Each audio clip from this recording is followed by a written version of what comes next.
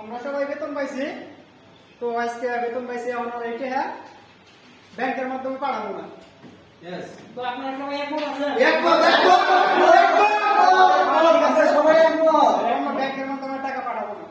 এবং কি বাংলাদেশের যে অবস্থা, এই অবস্থা যে পর্যন্ত ঠিক না হবো এ পর্যন্ত আমরা এই যে টাকা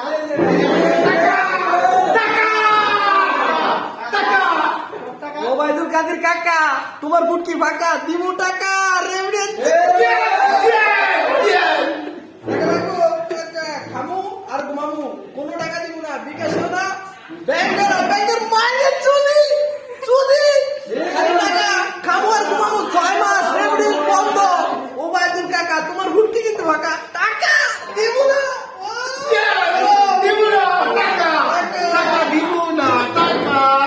ব্যাংকে দিব না, সীমিত টাকা দিব, 3 মিনিট 200 টাকা দিব, বাসায় চলবো, যদি না চলে দেশের এই অবস্থা, এখন কিছু বলবেন আপনারা?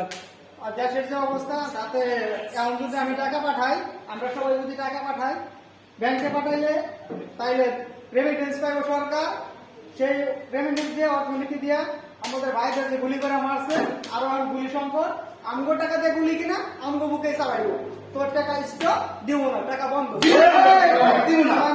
6 মাস টাকা দিব না। তো আবার তোকে হুন্ডিতে পাঠাবো, হুন্ডিতে আর পাঠাবো না। এখন যদি হুন্ডিতে টাকা পাঠাই তাইলে আওয়ামী লীগের যত নেতাকর্মী আছে, চোর মোর আছে, যত যাই করেন আপনারা, এরা যে অবৈধ টাকা ইনকাম করছে অবৈধ পথে, সব টাকা এখন মনে করেন যে আছে আমেরিকা যাওয়ার জন্য। এখন তো মনে করেন ক্ষমতায় থাকতে পারবো কিনা গ্যারান্টি নাই। তো এই জন্যই আমরা যদি হুন্ডিতে টাকা পাঠাই, হুন্ডিতে টাকা পাঠাইলে তারা মনে করেন যে আমগোর মাধ্যমে তারা টাকার হুন্ডিতে দিলে টাকা পাচার করে নিয়ে দেশ থেকে ভাগবো, পলানোর সুযোগ হয়ে গেছে গ্রামে। তো আমরা হুন্ডিতেও দেবো না, সব টাকা 6 মাস পর আমরা একবারে পাঠাবো। যে পর্যন্ত মেন কথা, যে পর্যন্ত দেশে আমাদের ছাত্র ভাই ও বোনদের অধিকার আদায় না হবো, যে পর্যন্ত যে কয়টা মানুষের হত্যা করছে সে কয়টা বিচার না হইব, এ পর্যন্ত আমরা সব প্রবাসী মিলে রেমিটেন্স দেবো না। আপনারা কি একমত আছেন?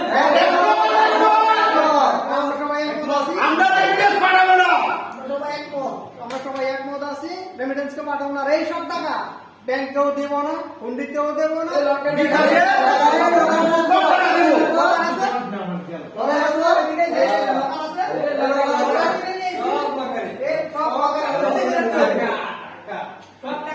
আসলে আমরা খেলবো, প্রবাসী রেমিটেন্স দিয়ে খেলবো, খেলা হবে,